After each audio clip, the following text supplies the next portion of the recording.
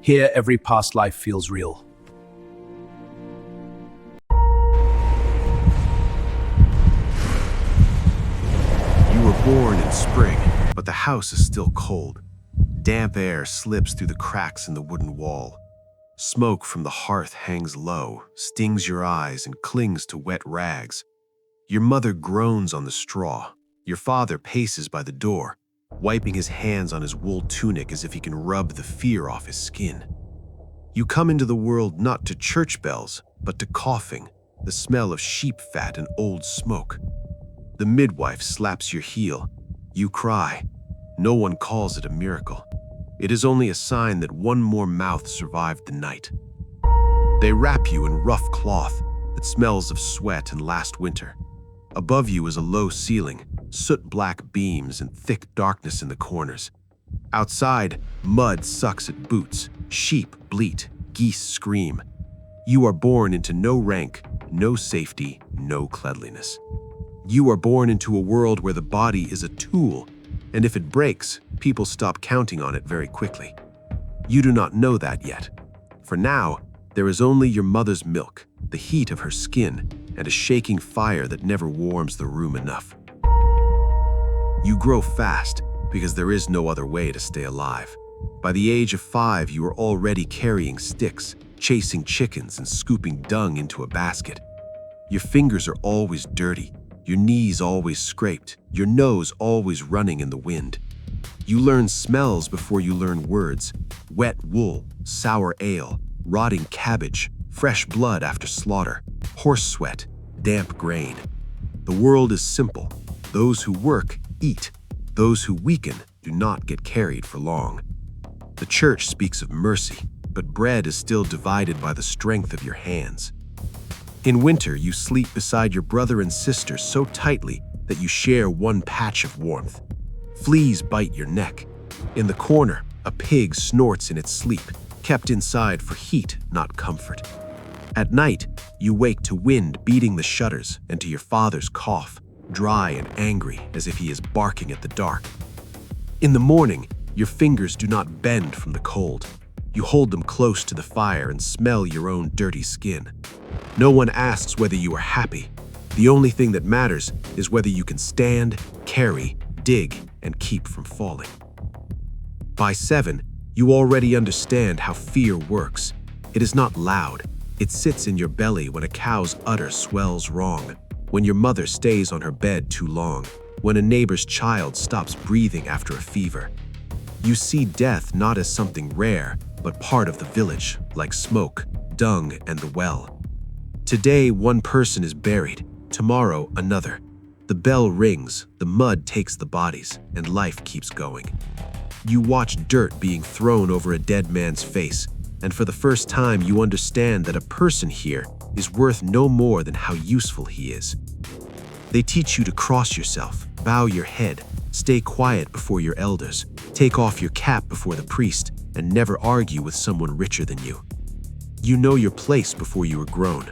The land is not yours, the house is not yours, even your future is not yours. It already lies in other hands, the lords, the tax collectors, the weathers, the harvests, the God people use more often to frighten than to comfort. You listen to Latin in church and understand none of it, but you catch the message anyway. You are small, sinful, and meant to endure. When you are 9, they send you alone to the far field for the first time. The day is gray, the wind cuts your ears, earth sticks to your wooden shoes.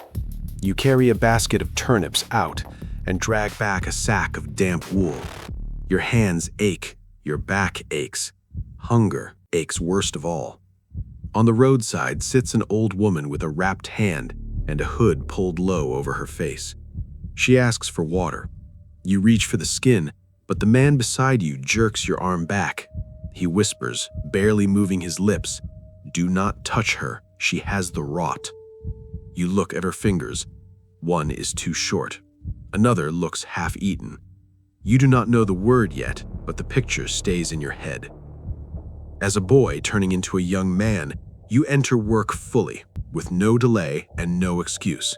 You cut straw, mend fences, carry water, clean the sty, smear walls with clay and dung. Your sweat smells like everyone else's around you, sour, heavy, animal. Your nails are broken. Your feet are hard with blisters. The skin on your palms grows thick enough that splinters barely matter. Girls in the village do not look first at your face. They look at your shoulders, your back, the strength in your arms. A man is fit for life if he can carry its weight. At the fair, you see townspeople up close for the first time. Their cloaks are cleaner, their belts better made, their teeth still bad, but their walk is different, as if mud does not cling to them the same way. You stare at stalls with salt, iron knives, candles, jugs, and pieces of cloth your family will never buy. You do not dream of wealth. That is too far away. You dream of something smaller. One day having your own corner, a warm wife, a pair of goats, bread without mold, and a winter your family can survive without a burial. By 15, people count you as almost a man. They give you heavy work and heavy looks if you slow down. You plow beside your father, breathing the smell of opened earth, horse dung, and your own breath in the wet air. At night, your hands shake so badly that you barely hold your wooden bowl. Your mother sets down porridge made from oats and onions. You eat in silence, quickly, down to the last drop. In this life, pleasure is short, and it always smells like food, sleep, or warmth. Everything else is duty. Then a patch appears on your skin, small, pale, on the outside of your forearm. At first, you think it is an old burn mark or scar from a cut. It does not hurt. It does not itch. It is simply there. You touch it with a dirty finger and feel almost nothing. That is strange, but not frightening. Your body is already covered in bruises, scabs, and cracks. One more mark means little. You tell no one. In a world where people die of cold, diarrhea, and rotten teeth, a pale patch seems too small to matter. Months pass, and the patch grows wider. Then another appears on your thigh. Sometimes you notice that you cut your finger and barely feel it. Sometimes you burn yourself by the fire and feel the heat later than you should. You start hiding your hands, hiding skin under cloth, washing less in front of others by the barrel. But a village is the kind of place where no cough, no pregnancy, no weakness, no change in the body stays hidden for long. People notice everything, especially the things that frighten them. Your mother sees it first. She grabs your arm by the fire and lifts it to the light. She is silent for a long time. Her face turns gray like ash. She rubs the patch with her thumb as if she can wipe it away. Then she crosses herself. Then she whispers so no one else will hear. There is more terror in that whisper than there would be in a scream. Your father looks that evening, frowns, and says you must pray and keep quiet. But it is too late. Fear has entered the house with you. Doors do not keep it out. The next Sunday, you stand in church and feel eyes on you. Heavy eyes, sharp eyes. People pretend to listen to the priest, but they still look. A woman with a child shifts one step farther away. A boy whispers something and is struck for it at once. The priest speaks of sin, of Job's sores, of the Lord's trials, and suddenly you hear not comfort in his voice, but distance. In his mind, you are already being moved to the far side, away from family, neighbor, and worshiper, towards something else, a warning. They send you to a man who knows how to look at sickness, not a great physician, just someone who has seen many bodies, much rot, and skin that life has chewed up and spat out.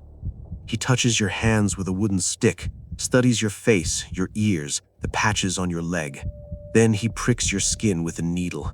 You barely flinch. He is the first one to look away. The hot smells of vinegar, smoke, and dried herbs, but none of it can hide the strongest thing in the room, the smell of a sentence that has not yet been spoken aloud. A few days later, the priest comes. 2 men from the village come with him. They lead you into the yard. The sky is low and gray. Wet wind hits your face. The priest reads a prayer that sounds like something spoken over the dead, except you are standing there and breathing. They tell you to stand apart. They speak of uncleanness, danger, and the need to protect the community. You do not hear every word clearly. You hear only the blows inside the words. Apart, forbidden, farther, warning, mercy. It is a special kind of mercy, the kind that lets a man keep breathing while taking away everything that makes life human. They tell you the rules. You must not touch the healthy. You must not eat with them at the same table. You must not enter church as you once did. If you come near a road or village, you must warn people first. They will give you special clothing, sometimes gloves, sometimes a marked cloak, sometimes a clapper or a bell. It depends on the place, the custom, the fear. But the meaning is always the same. You still move, speak, and breathe, yet they have already turned you into a walking border between the living and the nearly dead. Your mother cries, but she does not embrace you. That hurts most of all. Not the priest's words, not the looks from the neighbors, but the way she keeps her hands to herself, as if you are already fire or pus. Your father gives you a sack with bread, a knife, a piece of cheese, and an old cloak. He does everything properly, like a hard man who knows no other way. He does not look at you for long. Your sister hides behind the door. Your brother does not come out at all. You stand in the yard with this poor little bundle of mercy and understand that the home where you grew up is no longer yours. You leave down the road through wet mist. Mud clings to your soles. A sack rides your back. A stick is in your hand. The air smells of wet earth, dung, and smoke from distant hearths. Everything around you is the same as it was yesterday. The same fields, the same fences, the same crows on bare branches. But now the world itself seems to have stepped back from you. The people you pass either press hard to the side or go the long way around without hiding their faces. You have not yet become truly ugly, but for them, the word is already enough. You are taken in at a leper house on the road to the town. It is not the hell of stories, and it is not a holy refuge either. It is a few low buildings, a chapel, a garden, a shed, a pit for waste, and a smell you will never forget. Sour cloth, rotting flesh, unwashed bodies, old herbs, porridge, wet wood. Not everyone here screams. Most are too tired to scream anymore. What fills the place instead is coughing, wheezing, the drag of feet on straw, and prayers spoken without hope, just out of habit. They give you a place on a bench with a thin mattress. Beside you, an old man with missing fingers chews bread with his gums. Across from you, a woman hides her face under cloth, but you still see how her nose has sunk in, how her skin shines and stretches where disease has already eaten the flesh away. A younger man, perhaps 30, scratches the stump of his hand against his knee as if he is trying to bring feeling back to fingers that have long since gone numb. You thought you had come among the sick. Very quickly, you understand that you have come among your future. For the first weeks, you still hold on to hope. Maybe it is a mistake. Maybe God will show mercy. Maybe the patches will stop. Maybe you are stronger than the others. You help in the garden, carry water, mend a fence, sort vegetables. When your hands are busy, it is easier not to think. Still, you notice the tiredness comes faster now. Sometimes your legs feel almost borrowed. You step on a stone and do not always feel the sharp edge. Cuts appear as if by themselves. There is blood. There is little pain. It is not relief. It is theft. The disease steals even your right to know in time when your body is breaking. They give you a clapper. Wooden. Simple. You must strike it when you come near a road or other people. The sound is dry and hollow like bone on a board. It becomes your new name. Not son of anyone, not a boy from any village, not a worker, not a man people know. Only a warning. You walk, strike the clapper, and people turn away before they even see your face. Some drop alms on the ground without coming near. Some spit in your direction. Some cross themselves. Almost none look at you for long. One day, you go to the town gate to beg for bread. Cold rain falls in a fine mist. Your cloak is heavy. Your feet are wet. You strike the clapper and call out. A guard appears on the wall above. He squints, then waves for you to move farther back. They throw down a stale crust and 2 onions.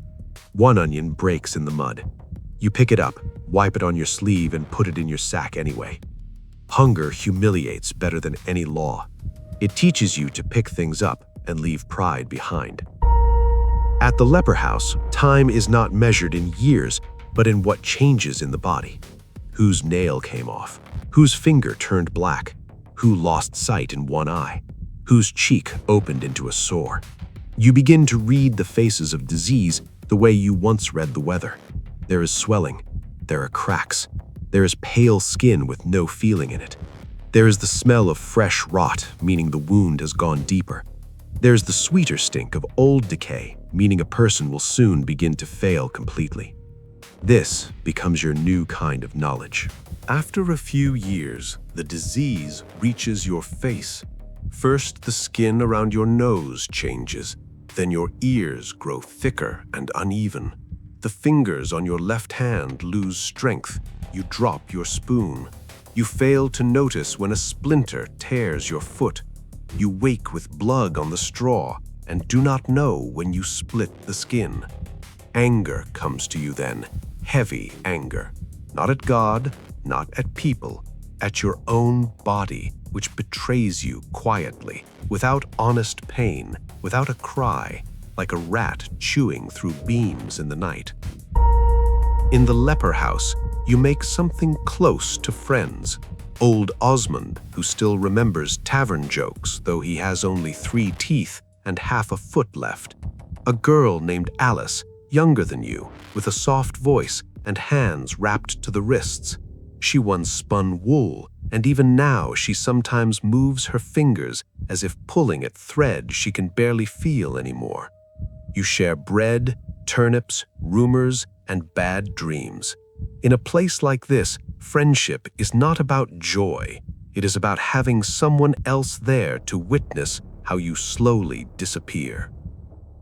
Sometimes you watch the road and remember your old life so clearly that it makes you sick.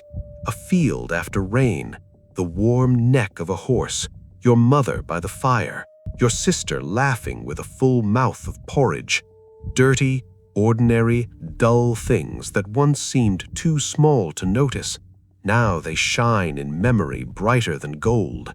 Too late you understand how rich a life was in which someone could shove your shoulder, clap your back, or sit beside you at a bowl. A person needs very little to be happy. Nearly all of it can be taken away. Now and then, a priest comes to the leper house to preach patience. He says suffering cleanses. He says humility lifts the soul. He says the Lord is especially close to those the world has cast out. You listen and look at the sore on Osmond's leg, oozing yellow fluid. You look at Alice, hiding her hands and breathing through her mouth because her nose is blocked. You look at the boy against the wall, far too young to already be rotting alive. It is hard to see uplift in any of it. There are more flies here than holiness. There are good days, yes, even here. A day when the light is dry and warm, when the pot holds a little more grain, when a wound smells no worse than usual, when you can walk to the chapel and back without too much weakness, when Alice smiles with her eyes because her lips are cracked, when a traveler throws not just bread but a piece of smoked fish. Those days are dangerous. They remind you that you still want to live, and wanting to live inside a body like this is its own kind of torture.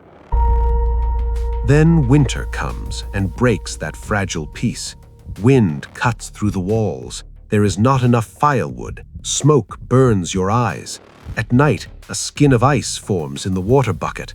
Your right foot already obeys you poorly, and you do not notice when 2 toes freeze. They first turn gray, then black. There is almost no pain, only the dull knowledge that part of you died while the rest still walks and eats. One of the brothers tending the place helps bandage the foot. The wound smells like meat forgotten in a shed. Alice dies near the end of that winter, not in a scream, not with drama, quietly. Weakness, fever, a rattling breath, then a sleep she does not wake from. In the morning, her face under the cloth looks small, almost childlike. You stand beside her and do not know what to do with your hands. You cannot touch her. Or maybe you can, because all of you are already beyond that line now, but you still do not touch her. Fear sits deeper than habit. They carry her away quickly. Straw, cloth, prayer, pit. Even grief is short in a leper house. Death has too much work to do. After she dies, something inside you settles downward. It does not crack, it simply sags, like a roof soaked through with rain. You speak less, go to the road less, sit more by the wall and look at your hands. They are no longer your old hands. The fingers are bent, the skin over the joints is thick and uneven, the nails are cloudy. You remember how these hands once tied bundles of grain, cleaned fish, held a wooden cup, helped your father lift a sack. The disease has not only eaten your flesh, it has slowly devoured every task through which you once knew yourself. In spring, something still pulls you outside. You go to the road, strike the clapper, and sit on a stone. Pilgrims pass. A boy of about 8 looks at you too long. His mother jerks his head away, but you catch something in his eyes before he turns. Not disgust, curious fear, the way children look at a hanging man or a slaughtered pig. You want to say something to him, that you too once ran, fell, laughed, and ate from a shared bowl with your hands, but all that comes out is a thin, rough breath. In summer, a sore opens on your shin, deep, mean. The skin around it reddens, then darkens. Flies find it faster than help does. A brother at the house washes it with vinegar and herbs, but the smell only grows sharper. Fever takes you. At night, sweat runs down your back. In the day, you shake with cold. Sometimes you see home, sometimes the fields, sometimes your mother finally walking toward you and touching your forehead. Then you wake to damp straw under your hand, rot in your nose, and Osmond coughing behind the wall. Each time, waking is worse than the dream. One day, in fever, you wander out without the clapper. You simply walk because you think you must get home before dark. You make it as far as the bend in the road where a lone elm stands. There, a guard from the nearest settlement finds you. He shouts for you to stop. You look at him and do not understand at first. Then he sees your face, your leg, your clothing, and he shouts in a different way, with fear and anger mixed together. He drives you back with a stick, like a dog that strayed where it should not. By the laws of your world, it is almost fair. After that, they hardly let you go out alone. You can barely walk far anyway. Osmond helps you to the bench by the wall, then drops down beside you, breathing hard. He laughs without much sound, points the ruined end of his hand at the two of you, and whispers that you look like broken tools no one repairs because the war was lost long ago. It is a good image. Your body does feel like a tool left in the rain, the iron eaten by rust, the wood cracked, the straps rotten, yet somehow still kept in the shed for no reason anyone can name. In autumn, Osmond dies. Just before the end, he asks for ale, a woman, and a hot meat stew. He gets none of them, only water, prayer, and the shaking light of a candle. He goes with a crooked grin, as if even now he is trying to hold on to some last piece of stubbornness. You grow quieter still. Now there is hardly anyone left who remembers your name. New sick people arrive, old ones vanish. The leper house chews through human beings slowly, but never stops. You understand that soon you too will be only an empty space on a bench and another straw bed for the next body. The last winter comes early. Snow falls thin, melts into mud, then freezes again into a hard crust. You almost never stand now. Your face hurts in a dull, strange way, as if there is a cold stone inside it. Breathing is hard. Your nose is blocked, your throat dry, your chest rattles. The leg with the sore smells so bad that even you, used to the air of this place, turn your head away. One eye sees only a blur. Your hands barely hold a spoon. When they bring you porridge, some of it runs down your chin onto your chest. You are no longer ashamed. Shame also takes strength. You spend a long time looking at the door, not because you expect rescue, only because the light there changes. Morning light is gray. Daylight is white and thin. Evening light turns dirty yellow in candle glow. It is the last movement of the world still open to you without effort. Sometimes it seems that if the door opens wider, you will see a field, a house, a line of smoke over a roof. But what comes instead is only a brother with a bucket of water, bandages, and a tired face. Even mercy here smells of exhaustion. On the night that becomes your last, you cannot sleep. Wind scratches at the wall. Someone coughs in the far corner. Someone whispers a prayer. You lie there and feel your body growing heavy, but also strangely distant, as if it is no longer on you, but beside you. You remember your mother's hands, not on the day you were sent away, earlier, when you were small, and she held your head to feed you warm milk. You remember summer rain on the fields, the taste of onion with salt, the crack of a crust between your teeth, the feel of sheep wool under your palm. Not grand things, real things. Before dawn, you understand that you are not afraid of hell, not afraid of judgment, not even afraid of pain. Pain is nearly gone already. What frightens you is disappearing without a trace, as if you were never here at all. Then another thought comes, quiet and stubborn. You were here. You were born. You worked. You wanted things. You hungered. You loved your home. You froze. You hoped. Yes, they cast you out. Yes, they broke you. But all of it was real. In a world where most people live in filth and die early, even a short, ruined life is not a dream. It is a hard fact. You die at dawn, when the sky beyond the door turns the color of old metal. There is no thunder, no final speech, only a heavy breath that stops, and no one notices at once because so many people here breathe that way already. Then a brother comes, touches your neck, and crosses himself. They cover you with cloth. The body everyone feared can now be handled without danger. It will pass on nothing anymore, except the memory of fear. They carry you away quickly, just as they carried the others away. The earth takes you with the same indifference with which it took the healthy. After you, there are no children, no house, no field, no trade, no song, not even a whole name left in many minds. For the village, you died long before your real death. For the town, you were the sound of a clapper on the road. For the church, you were a trial and a subject for sermons.